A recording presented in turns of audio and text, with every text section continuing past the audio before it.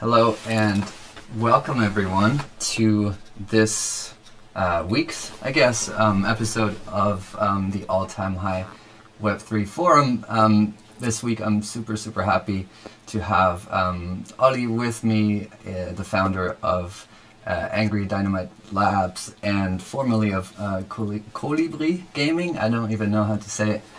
Translates to hummingbird.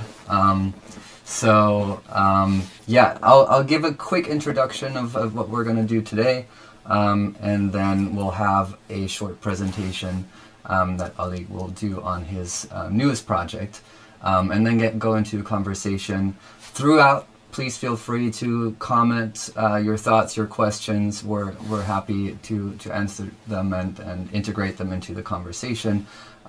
So please let us know. Also, if you can hear us, give us a message in the chat so I know everything is okay there. I saw some raws before. Okay, so about the show, just a quick background. The idea is to bring together a bunch of people who think and work about and in Web3, kind of like give a broader overview and over the ecosystem, talk about the opportunities that this technology brings, talk about the challenges that come along with trying to implement something that's never been done, that has very different mechanisms from what we know, and invite people who really know what they're talking about. And that's why I'm super happy to have Oliver here. Welcome, Oliver. Yeah, thanks for having me. Really excited to be here. Oliver and I met briefly at one of the launch parties, so I've actually seen the game that he's building, was able to experience the community feel at the event. Was a pretty nice day as well. It was nice food. I even got a towel, which was very cool. Yeah. From it. So I'm excited to learn a little bit more what kind of got you into the space, and also, of course, how you're kind of like transitioned from the Web 2 space into the Web 3 space. But I don't want to take up too much time for the intro, because I think you'll talk about that yourself in the presentation. So I'll just hand over the mic to you. Thank you so much for being here. And yeah, thank you for presenting for us, and excited to learn some more. Yeah, likewise. Thanks a lot. Yeah, so as already talked about, I'm now working on a new game called Angry Dynomites Lab, focused a lot around Web3, and we want to craft with our players together a new world. And I want to guide you a little bit through today, like how I got into it and why I think it's important, and why Web3 is a really huge opportunity for gaming, and also like mention like how we started, how we managed to grow a community, how we managed to build the first versions of the game, and then also like what we think like how the future of Web3 should look like, at least in gaming. So a quick background note on myself. I was basically co-founding Web3 Games. We started back then out of university, bootstrapped the company to 120 employees when it got acquired by Ubisoft in 2020. We built mobile free-to-play games. Our most successful title was Idle Miner Tycoon, with over 150 million downloads. And we stayed in for a little bit longer at Web3 or Ubisoft, and then left in 2021. We also built up a family office, like the three founders of us who got out of Web3 Games then, and there we invest a lot in a lot of different areas, including Web3, and that's called BLN Capital. Once we went out of Web3, that was May 21, and that was actually the hype of Axie Infinity kind of reaching its peak. of course, we had I had at least some more time to look into all the things, and yeah, kind of looked around, especially in Web3. Like this was this vibrant new things. You could play and earn money. There were like a lot of guilds and scholarship models where people were recruited to play in order to earn money. I found it very interesting, but also a lot of other things like the ownership aspects of it. But there were also like some problems which I saw and probably many other Web2 gaming developers as well. That their main focus was on financial incentives instead of fun.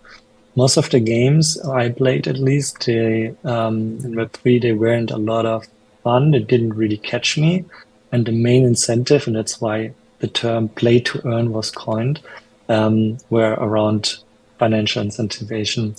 And I thought this would be quite a flaw. And I think like everyone agrees now that if a game is not fun, it's not sustainable and you can't pay forever. Some people, if they're not intrinsically motivated.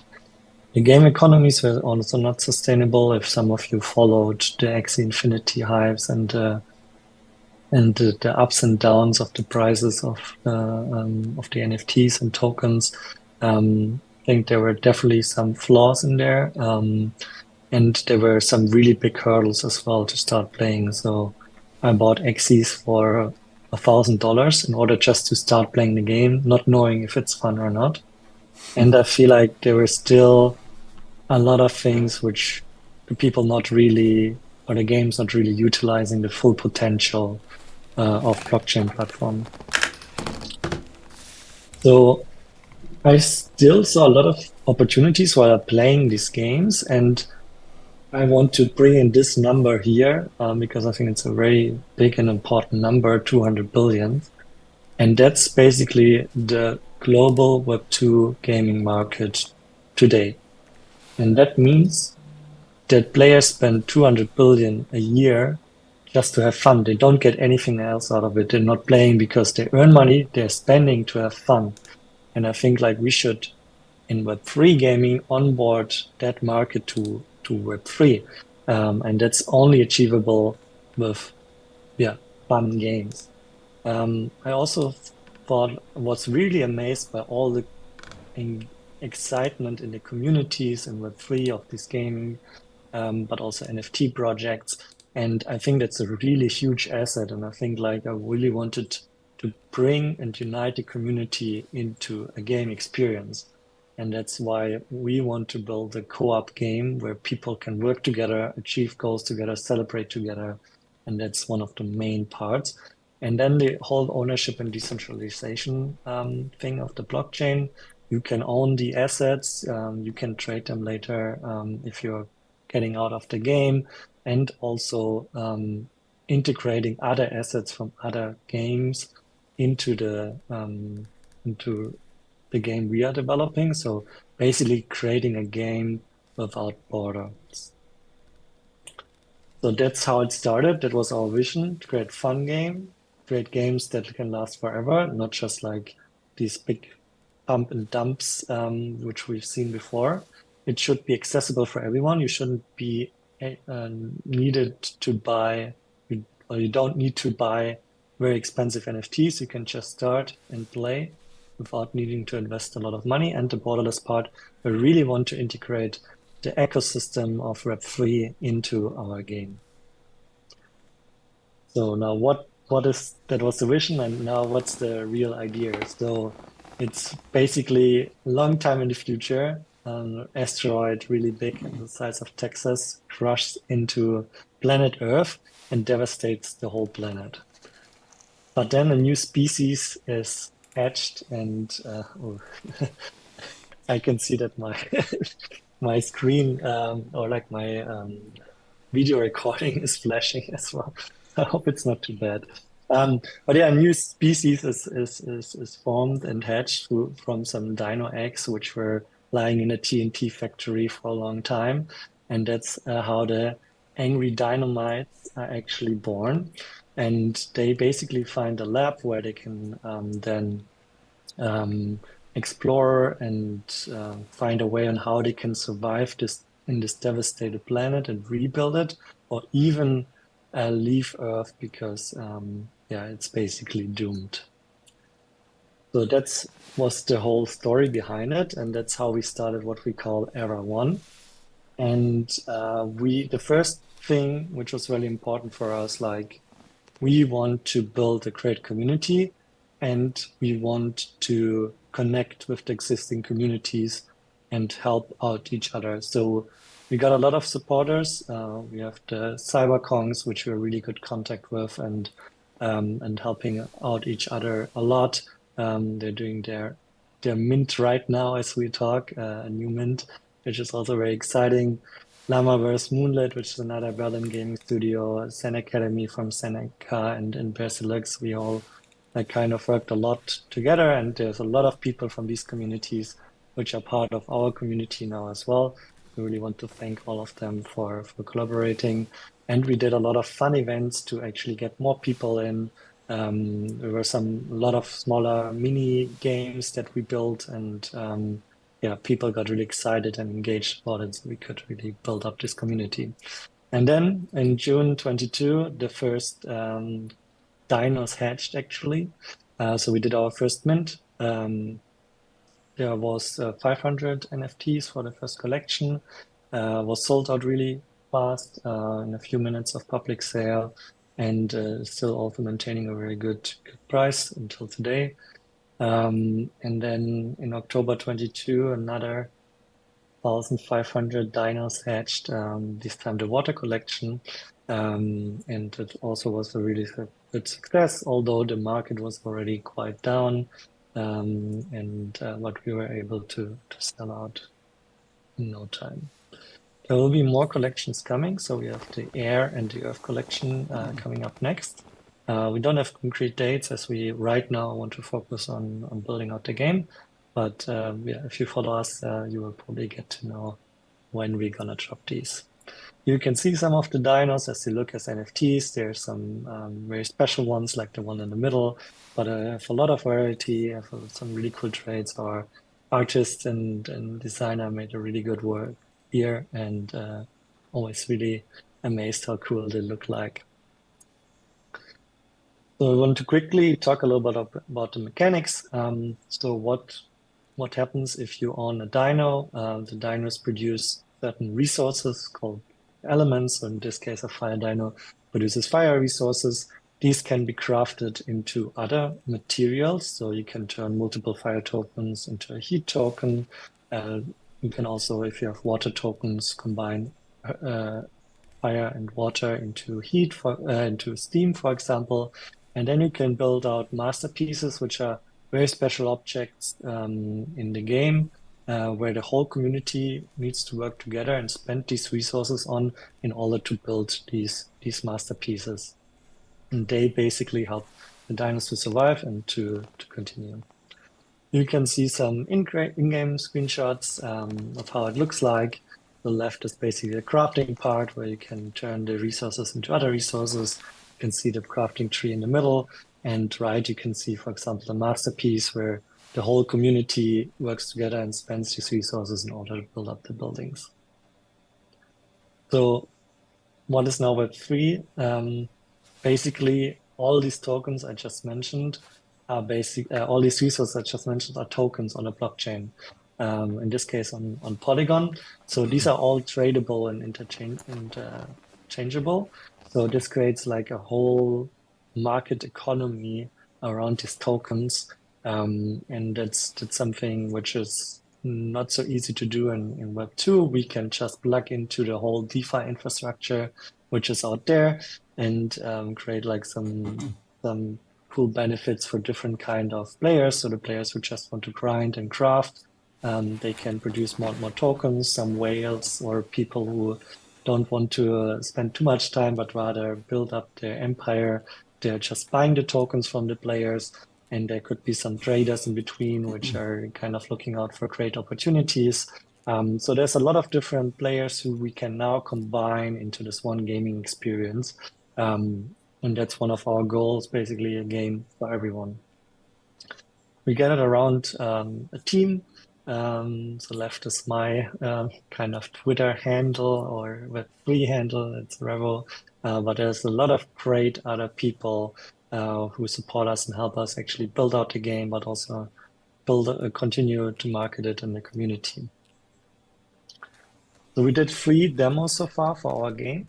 First demo is just about to start in next week.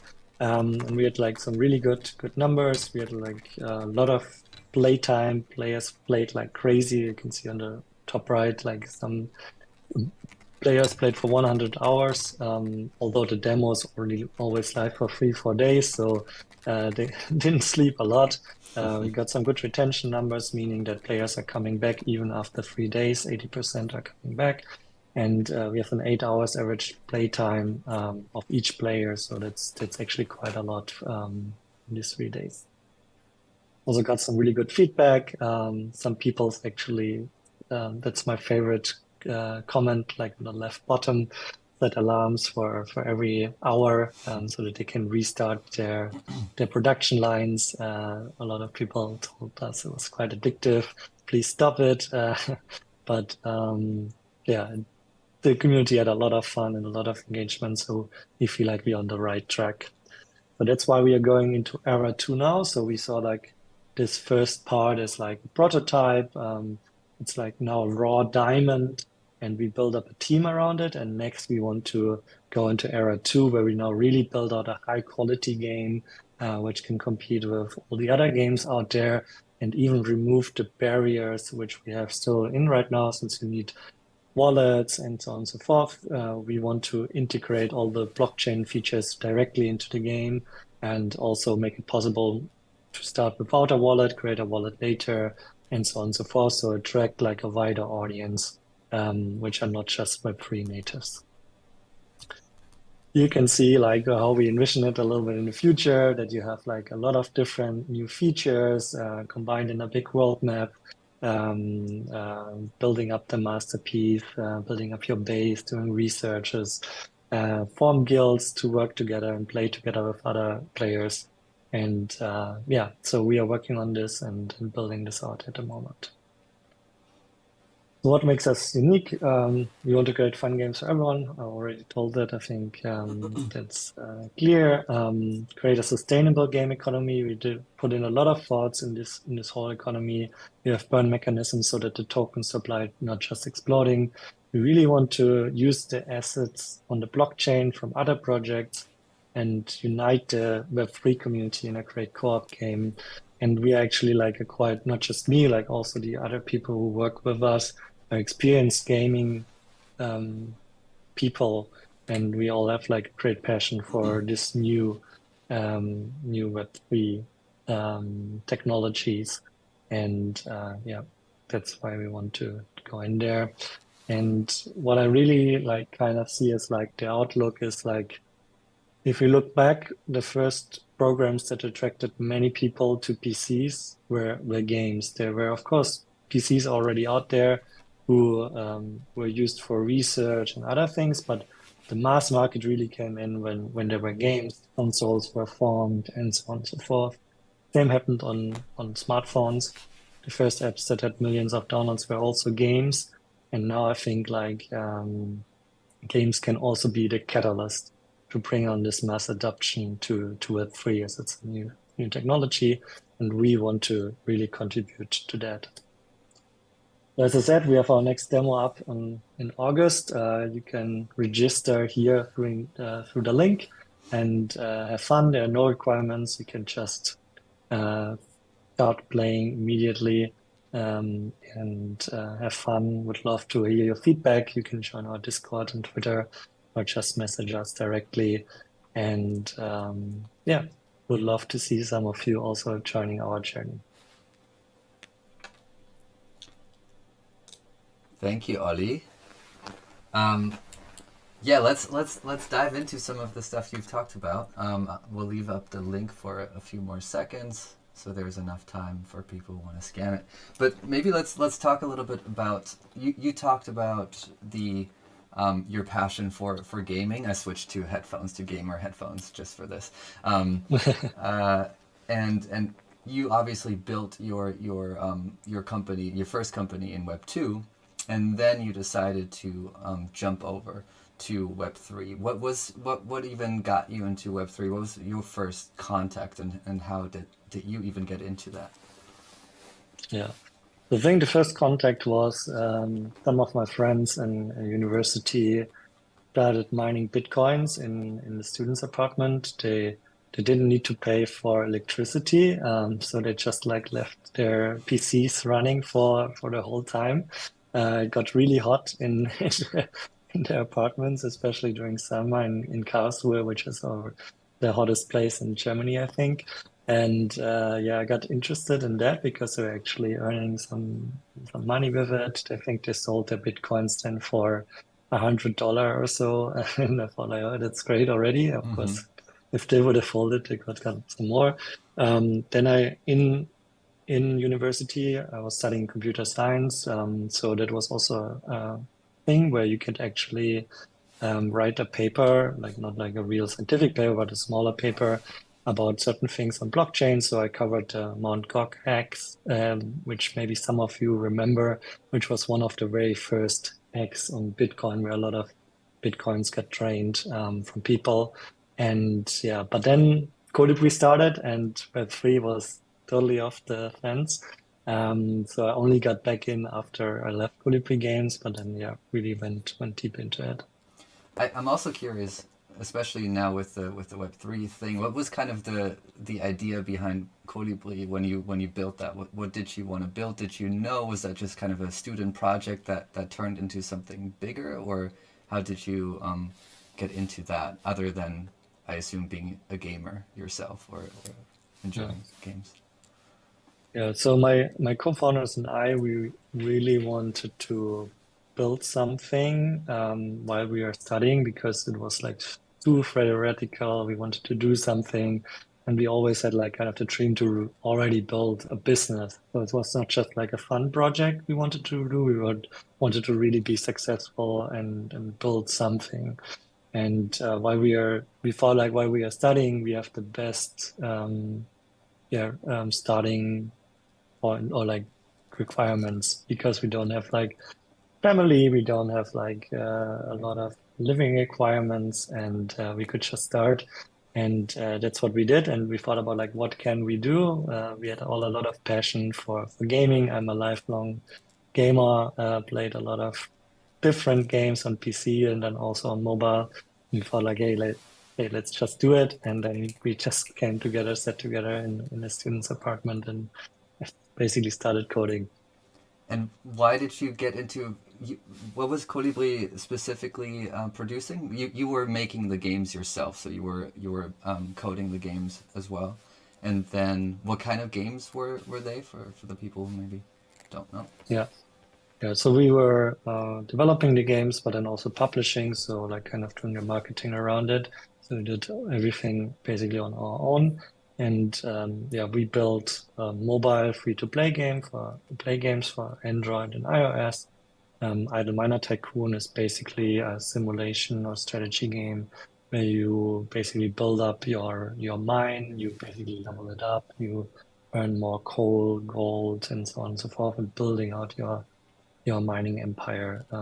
Yeah, that's basically the core idea. Sounds similar to the Dinos then, in a different time and with some different tech in the background. Yeah, I would say it's still very different because we are actually utilizing the whole Web3 Mm-hmm. part, but also from the game mechanics, it's not so similar than Idle Miner Tycoon and also the graphics and also so yeah, it's actually yeah, quite different.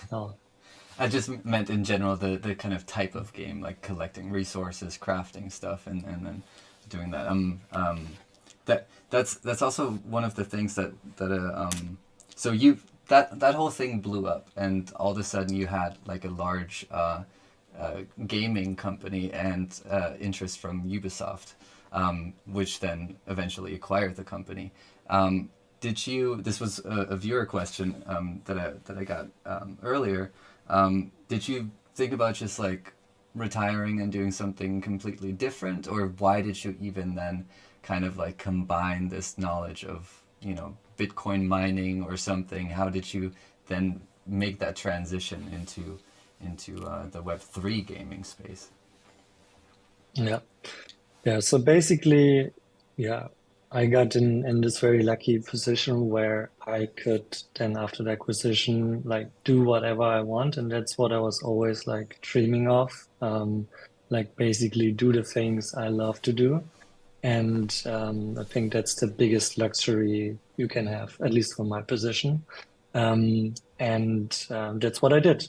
I didn't know what I wanted to do after Colibri Games, but then really quickly, kind of Web3 and NFTs kind of became my life. So I was reading a lot about it. I was engaging in the communities, playing the games, working and exploring what could be new ways on how utilizing the blockchain and so on and so forth. I never felt like I would start so early, like a new company, but I just thought, hey, it's the right time. The tech is there. It's not in a super early phase anymore. It's like already a little bit matured. There were some first successes already with Axie Infinity and some other games. And I thought still there's so much more opportunities. So in the end, I couldn't think about anything else than how to build a game in this ecosystem. At the same time, I didn't see so many people doing it, although a little bit later, also a lot of other gaming people, which I knew from back in the times, also ventured into Web3. And yeah, then I just started and yeah, I kind of got into it, although I didn't really plan for it. Yeah. Was your first like getting back in touch with the Web3 blockchain thing? Was that NFTs and collecting them, or how did you get into all of these communities, or did you see some gaming stuff? Yeah, so my background is tech. So in the beginning, I was more looking into the tech and was amazed like how these blockchains are working. I think I got into the proof of stake, which wasn't live there from Ethereum, a little bit deeper. I found it very interesting because I always thought like the proof of work of the blockchains were not really sustainable in the Mm. long run, and the energy might be a problem. So I found it really interesting how Ethereum wants to solve it.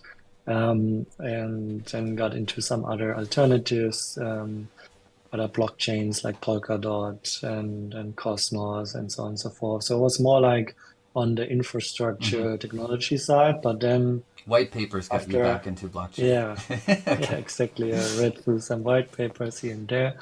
But then, yeah, DeFi got my interest, looked a little bit into that thing, did some yield farming and all of these things, which were popular during DeFi summer, and got into NFTs actually a little bit later. Hmm. So I'm not a big art guy. I can't really tell like, okay, this is gonna blue and that's not. So I felt like I leave that away, like do the others, they can do it. I'm not a good guy. And then I got an NFT as my birthday gift, as a birthday gift. That was my first NFT. And that was actually a Bear Deluxe, which I also mentioned as a supporter in our slides. And this NFT wasn't worth a lot when I got it gifted. It was like around $80. It's still some money, but back in when everything was pumping, it wasn't a lot. And that really fast went into 10K of worth. And yeah, that was really like kind of which sparked my interest. So I looked a little bit more into NFTs. I got some friends and some telecom groups which were always talking about NFTs. So I joined them and then we discussed a lot of things. And yeah, then I got into NFTs and bought quite some afterwards. Yeah, that's such an interesting thing. I think, I mean, for me, it was pretty similar. I'm not a technical guy, but once I bought Bitcoin in like 2020, I was like, what did I just buy? And why should I care? And then started just reading white paper after white paper and then kind of like being like, oh, this is very interesting. Actually, the underlying foundations are what make this interesting and like a big opportunity. But then what really hooked me in or like made me stay, I think this is the reason I'm still around, was this whole NFT community. Like I also got like a, at the time pretty low value NFT, and that went up in value. I was like, what the hell? But then also the engagement of the community around it was so fascinating. People doing cool stuff. Totally not related to the project, but kind of connecting, networking through the project. And I'm super curious if that's also kind of like this aspect of gaming. I think can often be, everybody is gaming. Maybe some people are on TeamSpeak or Discord or something, like getting together. But then, how do you see NFTs fitting into gaming specifically? Is there something that attracted you to the Web3 gaming world again, specifically because of this community aspect that NFTs are somehow like able to create in a different way than maybe the classic Web2 space? Yeah.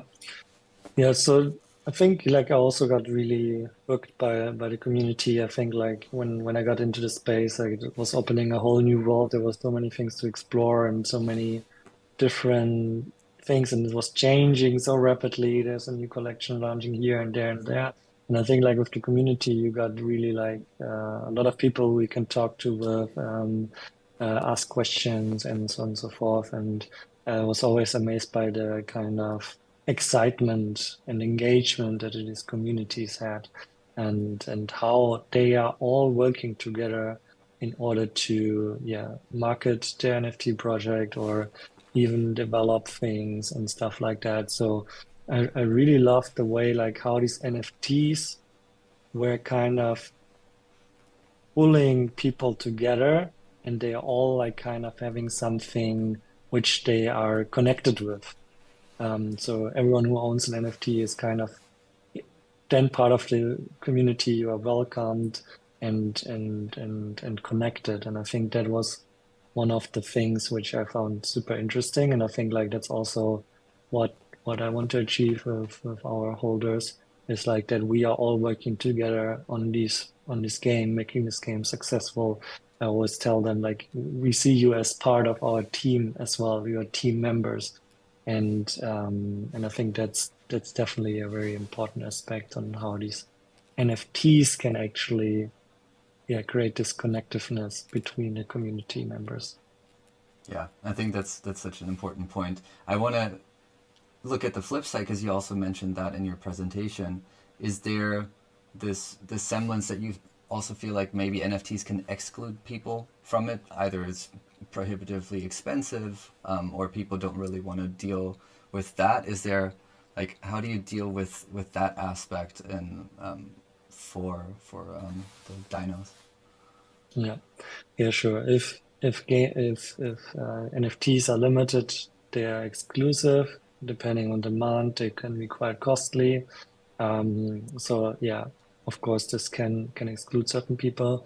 So I see it as like there are two kind of circles. There's one like the holder circle, and then is the grander community circle.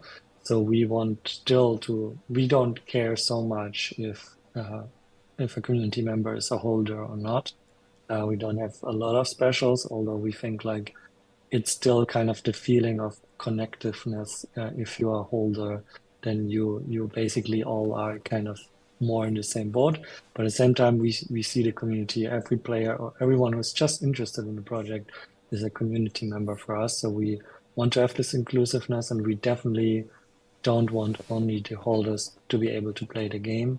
They might have some advantages for having an NFT, but everyone can start playing, have fun, and may later decide to buy an NFT or not.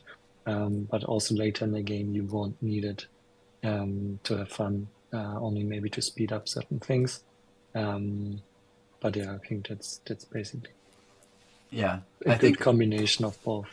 And I think this again, another aspect that I wanted to highlight that you just mentioned as well is this kind of like creating together. I think for me that was one of the things that really distinguished Web 2 and Web 3, because it always felt like in Web 2 or in the traditional business sense you're developing something for someone, while we really have an opportunity here to change that in a meaningful way and create something with people. And I thought, maybe you want to expand a little bit on that, how you do that concretely in the with the dinos, and what kind of the opportunities are that you feel have opened up that you didn't have at Colibri. Yeah, sure. So we have a lot of members in the community which are really engaged. I showed some of the metrics before, and yeah, so they're really helping to define a product. They raise their voices. If they don't like something, they come up with like new ideas. They are supporting us on Twitter by retweeting or pushing the content. We got a lot of intros to other projects where we are working together with. We got yeah, a lot of like kind of also very detailed feedback. So some of the community members I'm in really close contacts, share some ideas. We do some play testing with members before we release a new update in order to see like if it's working or not. So I see this as a huge asset because we don't need to do everything on our own, and we can rely on the trust of our community. Um, and therefore, I really want to utilize this as well. So we doing a lot in order to get all this feedback. We really listen to it. Uh, we lately shared like a first like screen of this new world we are building, and some community members said like, yeah, it looks like as all the other games, but I think we need to be a little bit more unique. So we actually changed like the whole visual appearance of that world map because of the feedback, and I think it was a very important choice looking hindsight. So yeah, I feel like that's something which the community really brings to the table here, and it's way more engaged than just like probably a normal player in Web2 games. Hmm. And also the normal player in Web2 games, I want to talk about that kind of demographic a little bit more, because I think, as you mentioned, I think there's um, this big emphasis in the Web3 space of like making money off of games, so people kind of forget that they have to be fun for people to play, even or engage, or create a sustainable economy, because if it's just three people playing for money, that money will run out very fast, and nobody will have had fun. So how do you, like, kind of coming from the Web2 gaming world, how did you apply that, and how do you see this connection in like bringing over the Web2 gamers to the Web3 space? How do you talk to them? What's your pitch essentially to get them in, to hook them? Yeah. Yeah, so far we really focused on the Web3 native people because it's easier to kind of do the communication. They know how the things are working. They're also like a little bit more technical. They have wallets already. So we wanted to build up this knit-tight community of Web3 natives in order to get also all the learnings that they have because I know a lot about Web2 gaming, but I didn't know that much about Web3. So I wanted to get all the knowledge in first of especially Web3. But now as we're approaching what I called era two, is like that we want to now target also more the Web2 gamers. And there we want to change, like we are just starting out that after the next demo, we'll do more things for that. But we want to change a little bit more the communication. We want to make it less technical. We want to rather focus on what's the real benefits, what game mechanics are possible now, which weren't possible before. What's the innovative piece we are actually doing from a game's perspective, not from a pre perspective. And we want to make the onboarding easier. Right now, you need a wallet first to connect to our game in order to play. We want to make it walletless, only later that you need a wallet, and then also make the onboarding once you need a wallet way easier. There are a lot of great solutions by now out there which make it super easy with like a social login or an email. So you don't need to kind of do all the things with MetaMask and the passphrases and so on and so forth. Um, and then also target more these players. So I think like right now we are a lot in the Web3 bubble, right? But Mm. we need to find ways and how we can reach these players, which are not Web3 natives. And we have some ideas, but we also need to find ways in how we can make this efficiently, because don't want to burn a lot of money in order to big marketing campaigns, but rather also like try to find people who are really interested, get them in. And yeah, that's what we are doing next. Yeah, I find that also an interesting aspect of Web3 specifically. What you mentioned, this tight knit community that is basically ambassadors for the game, that brings in new people, probably brings in their friends, and there I think it's very interesting how you kind of talk to these normal gamers who don't really care about setting up a wallet or that stuff. They just wanna have fun. Is there like, have you encountered kind of negative feedback from people who are like, I don't want to touch that stuff, and like kind of the yeah, what were your reactions, I guess, from that? Yeah. Yeah, you read a lot about it on the news and so on and so forth. NFTs are scam. You read that Steam is banning them in Minecraft and so on and so forth. There was a lot of, even Ubisoft launched a project in Web3, and there was a lot of backslash from the community. Um, but I personally didn't encounter so many like kind of haters. Mm-hmm. Some people are skeptical. I think that's really good to be skeptical.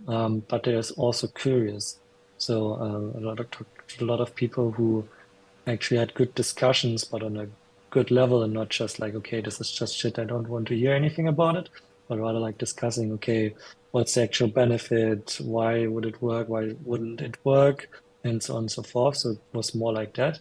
And I actually think that there's a vocal minority of gamers which are really loud and are really like kind of pushing against it.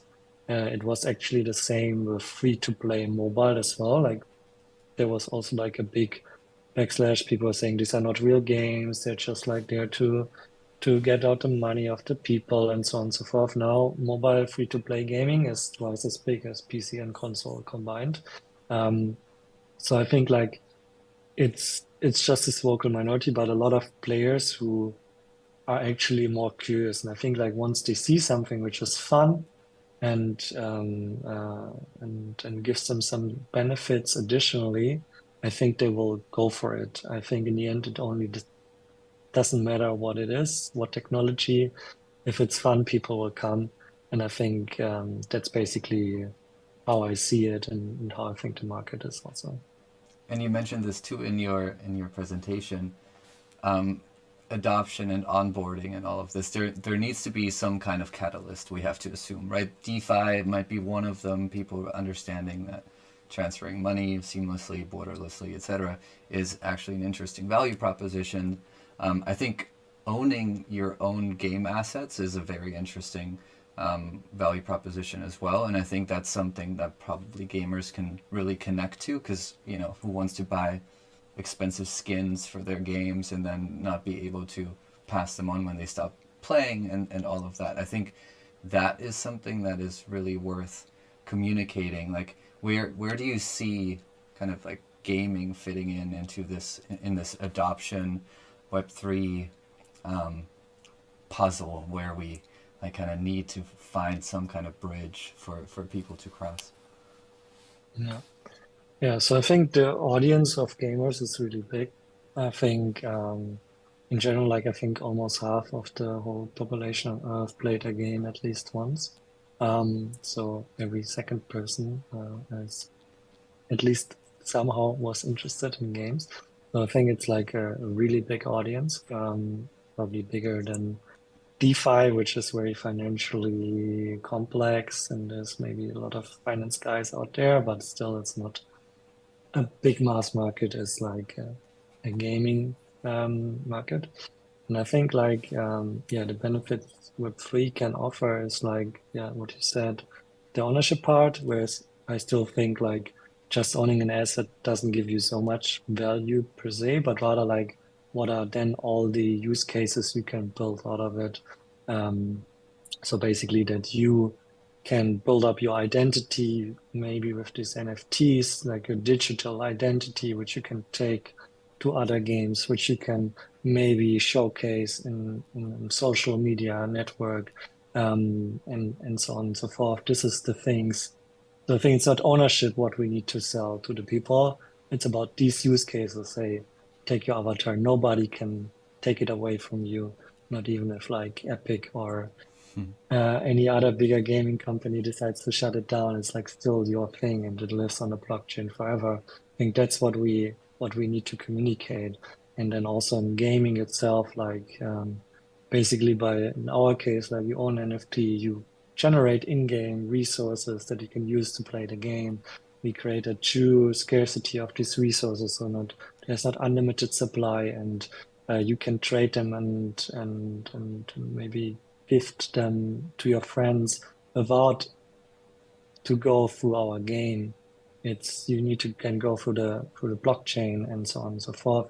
So there's like basically all this interconnectedness, which are not we needed for, and the ownership aspect really shines. And that's I think like something which is interesting what we need to communicate to this audience, and not just talk about ownership is a great benefit, because nobody knows what it really means who's not in free. Right. Yeah. I think the communication is so important there, and using vocab and use cases that people can understand, because ownership is probably too abstract and too big a concept to actually be interesting. It's really cool to see that you guys are thinking about that. Before we kind of start wrapping it up, I already have another fun audience question that I'm also interested in. I just want to kind of give you some space to also look ahead a little bit. Where do you see the gaming industry, Web3, kind of headed in general? Is there, like, what are your thoughts on the future of the gaming industry in particular? Yeah. So first thing is like that a lot of good gaming entrepreneurs actually ventured into Web3 gaming in 2021. So a lot of people I know, which I also really value a lot, are moved into there. And I think like that's the first prerequisite to have, like having great talent in the space. And I think we have that. These people, including ourselves, we are building now. It takes some time. We have a new technology, we have a new business model, we have a new way in how we acquire users.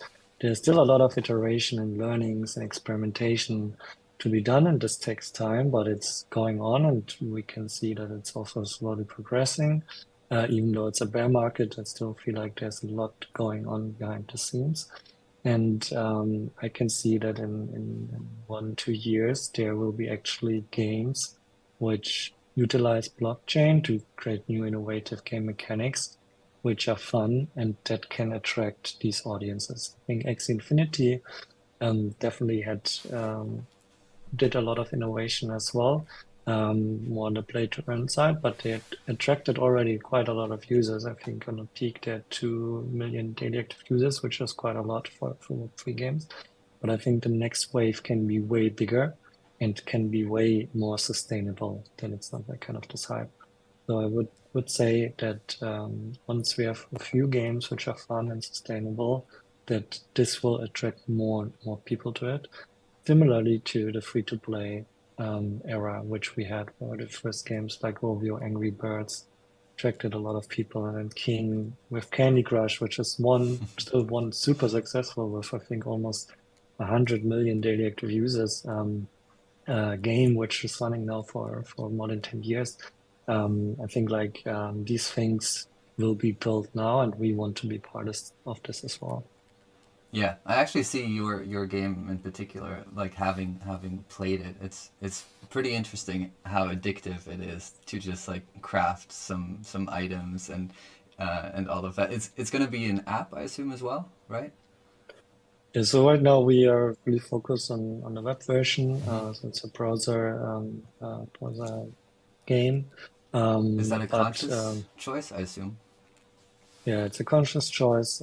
We don't want to be limited by any app stores, Hmm. play-in app stores, although they're opening up more. So I think Google just announced 1 or 2 weeks ago that they also introduced some NFT policies. Apple also started with that. So I think they're opening up more, but right now we still see it as a as a risk to get banned or moved out. So in the web, we at least can be doing what we want and build out the first versions in order to get it to a level where we might explore more future options. Yeah. And it's also playable on mobile, so it's almost looks like an app already, I guess. I have, I guess, well, one thing that I wanted to also give you a chance, like you already mentioned Era 2, you mentioned the next demo version coming out next week. What are your plans, let's say, for the next year or so with the Dynamite Lab? Yeah. Yeah. So we actually, like right now, we are building a lot of features around like to kind of have fun for a longer time. So the first demos were only like kind of built for 3-4 days of fun. Now we are aiming for 30 days, and then we are aiming for a year. We want to integrate more social into the game. The guild feature I just teased as well, where people can come together and even work more cooperatively. We want to integrate even more blockchain functionality. I think a huge benefit of tokens can be guild tokens, basically tokens that players own in a guild and can then use as governance tokens for their guild, like basically voting for maybe what upgrade the guild should do next or which direction, which strategy they're going into, who should be the leader, and so on and so forth. So I see a lot of opportunities there. And other than that, we want to launch our other collections. We want to acquire more users.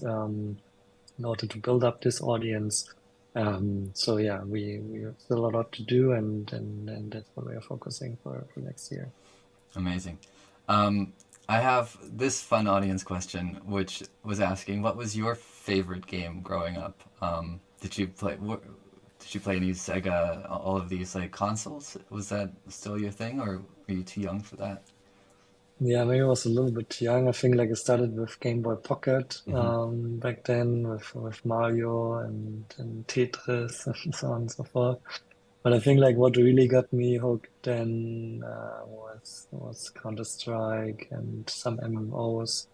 Played some of the Asians, so Lineage 2, and so on and so forth, and Diablo, which I'm now playing the Diablo 4, which released 1 or 2 months ago, again, quite heavily.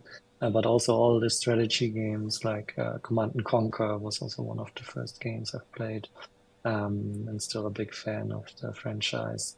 And Civilization and Anno and all of these kind of games. So played a huge variety of games.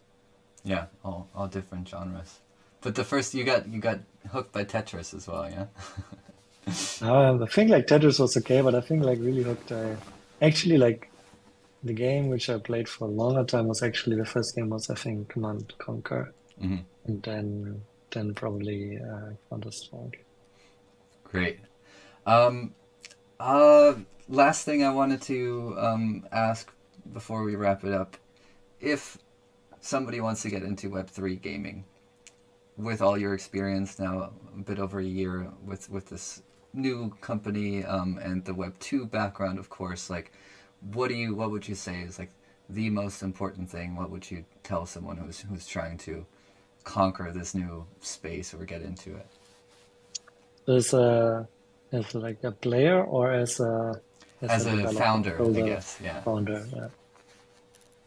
Yeah, I think like there's still like still a lot to learn. It's still changing a lot. Although everything cooled down, there's still like a lot of news coming out. So be open and embrace like kind of getting more information, talk to people, learn from them, and experiment a lot. Don't be like kind of building something for a long time where you don't know if it's working or not. Go out there very fast, get feedback, be also resistant. So yeah, we basically started already at the at the beginning of the bear markets, it wasn't that hyped anymore, but it got way worse now. So these are things where you need to go through and need to survive. But I think, yeah, you need to just go through it and find ways and how you can do it, because I think I see so many opportunities in blockchain. I think it's just a matter of time. So I think like you need to kind of have these, yeah, resistance to not quit. And yeah, I think these are probably the most important things. Well, thank you so much And use the community as an asset. It's a huge asset. Use it. Yeah. Yeah, I couldn't agree more, especially with that last point. It's so important and so fun. Also, I think it's a different way of building. I don't know how you experience that, but especially if you can rely on these people who actually like playing this game and then have great ideas too that can really come to life. Unlike most gaming studios, your ideas will not be implemented. But here, you actually have a chance to join a community, be active, contribute, be rewarded for your contributions. I think these are such important aspects that are really different and really a big step ahead from what Web2 can offer. So thank you so much for taking the time.